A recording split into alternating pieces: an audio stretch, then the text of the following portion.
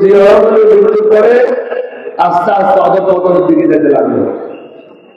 বেগম জিয়ার সময় এসে আমরা কিছু থামাই দিলাম, কিন্তু 2001 সালের পরের থেকে এই দলটি দুর্নীতিবাজ ব্যবসায়ীদের হাতে চলে যায়, সন্ত্রাসীদের হাতে চলে যায়, অশিক্ষিত লোকদের হাতে চলে যায় এবং ঋণ খেলাপিদের হাতে চলে যায়। এটা আমি প্রতিবাদ করেছিলাম, কিন্তু আমার কথা শুনে নাই। তখন আমি চিন্তা করলাম, আমার কথা যখন শুনে নাই আমাকে বিদায় দিতে হবে।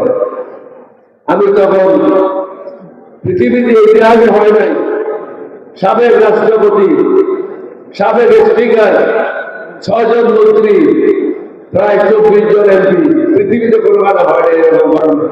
তাদেরকে নিয়ে বিএনপির বিরুদ্ধে আমরা বিদ্রোহ করে নতুন দল গঠন করেছিলাম। যে দলটা জনগণ প্রত্যাখ্যান করেছে, একটা হলো আওয়ামী লীগ আর একটা হলো বিএনপি। এটা প্রত্যাখ্যিত দল। যে দলের নেতা বলে আমি দেশে যাবো কিনা, এটা আমার উপর নির্ভর করে না, এটা নির্ভর করে অন্য বিষয়ের উপরে। অর্থাৎ মোদী সাহেব অনুমতি দিলে আসবে, মোদী সাহেব অনুমতি না দিলে আসবে না। আপনারা কি মোদীর গোলাম? বাংলাদেশের লোকজনকে চিন্তা করতে হবে কোন পথে যাবেন।